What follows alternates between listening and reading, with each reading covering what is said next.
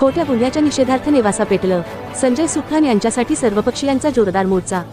सामाजिक कार्यकर्ते तथा आम आदमी पार्टीचे नेते संजय सुखान यांच्यावर खोटा गुन्हा दाखल केल्याच्या निषेधार्थ नेवासा शहरात संतापाची लाट उसळली असून सर्वपक्षीय कार्यकर्त्यांनी एकत्र येत पोलीस प्रशासनाविरोधात तीव्र आक्रमक मोर्चा काढला. नेवासा पंचायत समितीपासून मुख्य बाजारपेठ मार्गे थेट नेवासा पोलीस स्टेशनवर धाक देणाऱ्या या भव्य मोर्चात शेकडो कार्यकर्ते सहभागी झाले होते.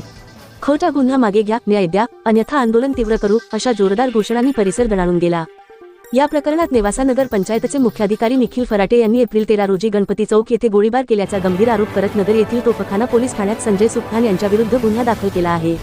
मात्र हा गुन्हा पूर्णपणे खोटा व राजकीय द्वेषातून दाखल केल्याचा आरोप आंदोलकांनी केला. मोर्चा नेवासा पोलीस स्टेशनवर पोहोचताच तहसीलदार संजय बिरादार आणि पोलीस निरीक्षक महेश पाटील यांनी आंदोलकांचे निवेदन स्वीकारले. संबंधित प्रकरण वरिष्ठ अधिकाऱ्यांकडे पाठवून योग्य ती कारवाई केली जाईल, असे आश्वासन त्यांनी दिले.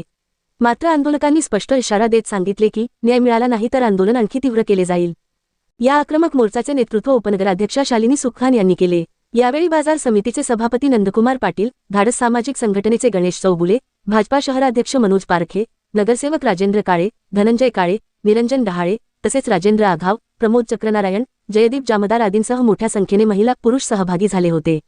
एकूणच संजय सुखान यांच्यावरील कारवाईमुळे नेवासा शहरात राजकीय वातावरण तापले असून प्रशासनावर दबाव वाढताना दिसत आहे.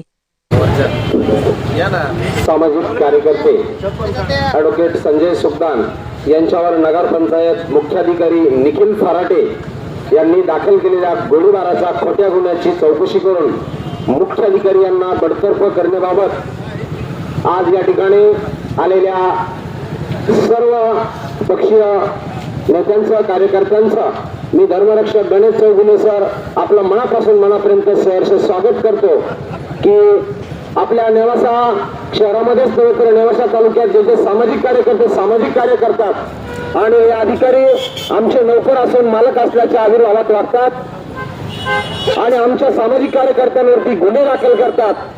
अशा स्वरूपाचे गुन्हे या तालुक्यामध्ये आणि या शहरामध्ये आम्ही खपवून घेतले जाणार नाही. नेवासा पोलीस कार्यालयावरती आपण या ठिकाणी बेधडक मोर्चा घेऊन जाणार आहोत. शासनाचा आणि प्रशासनाचा निषेध करण्यासाठी आपल्या सर्वांना या ठिकाणी एकजुटीनं तन मन धनानं या ठिकाणी येणाऱ्या भविष्य काळामध्ये आपली जर या लोकशाही वाचवायची असेल आणि सामाजिक ऐक्य अबाधित राखायचं असेल तर या ठिकाणी या जे काही अधिकारी उन्मत्त झालेले अधिकारी आहेत या अधिकाऱ्यांना धडा शिकवण्यासाठी या ठिकाणी आपल्याला एक व्हा आणि नेक व्हा हे आव्हान. धन्यवाद. केला तर गोळीबार वगैरे केला आणि हे केलं तर हे सर्व नेवासकरांना माहिती आहे की हे किती त्यांनी खोटं बोललेले आणि याचा अर्थ हा मनगडत बनाव रचलेला आहे. याच्या मागचं कारण काय की संजय सुखान यांना कसं आटवायचं आणि त्यांना आटवायचं कारण काय हे सर्व नेवासकरांनी समजून घेतलं पाहिजे की मागील 2-3 वर्षामध्ये प्रशासकीय काळामध्ये जो काही पैशाचा भ्रष्टाचार सुरुवात झाली हे जे 50-60 लाख रुपये आहे हे फक्त पाणी पुरवठ्याच्या योजनेच्या मधले आहे. त्याच्यानंतर त्याच्या वेगळे कचऱ्याचा विषय आहे, त्याच्यानंतर इलेक्ट्रिफिकेशनचा विषय आहे, इतर बी अनेक कर्मचाऱ्यांच्या पगाराचा बी त्याच्यामध्ये उल्लेख आहे. असे अनेक भ्रष्टाचाराचे प्रकरण मागील 3 वर्षामध्ये उघडकीस येणार होते.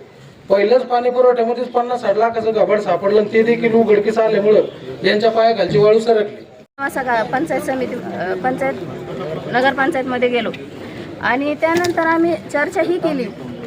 चर्चा केली तर ते इतके उद्धटवाणी बोलायला लागले. त्या दिवशी PSI सुद्धा आमच्या बरोबर होते. माझे मिस्टर संजय सुखान देखील तिथं बसलेले होते.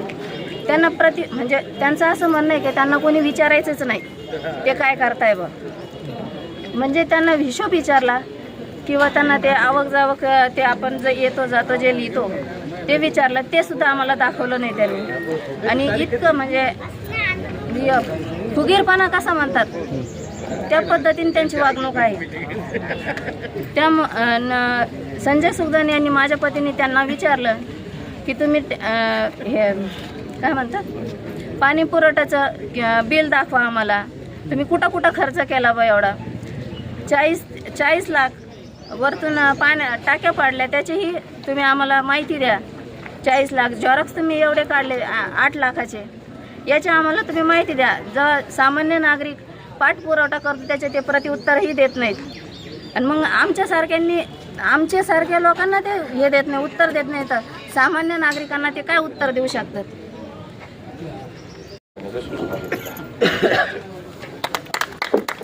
या ठिकाणी तहसीलदार साहेबांना विनंती आहे की या ठिकाणी आपण आम्हाला मार्गदर्शन करावं.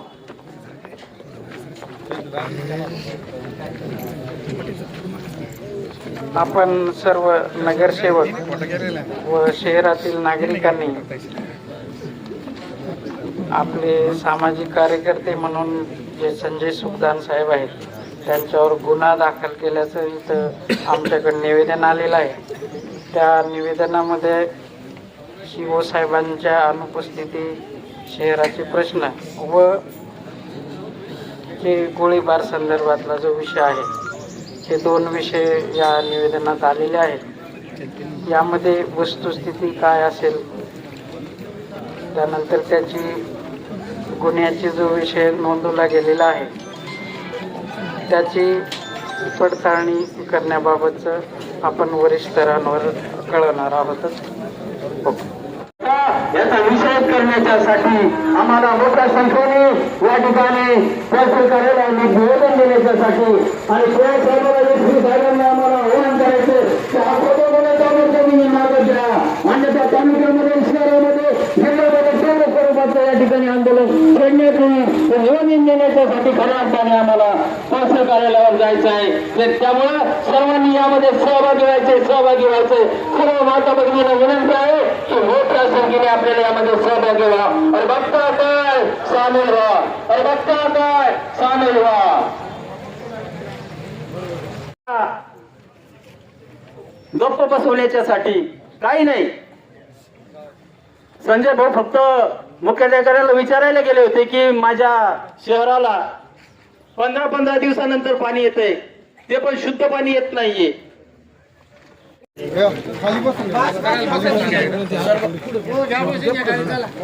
सर्वांना विनंती आहे की कृपया आपण सर्वांनी खाली बसायचं. राज्यातील आणि देशातील ताज्या आणि विश्वासार्ह बातम्या पाहण्यासाठी नेहमी अपडेट रहा प्रिन्स महाराष्ट्र न्यूज सोबत. राजकीय, सामाजिक आणि देशातील प्रत्येक महत्त्वाची घडामोड सर्वात आधी पाहण्यासाठी आजच prince Maharashtra news YouTube channel subscribe करा.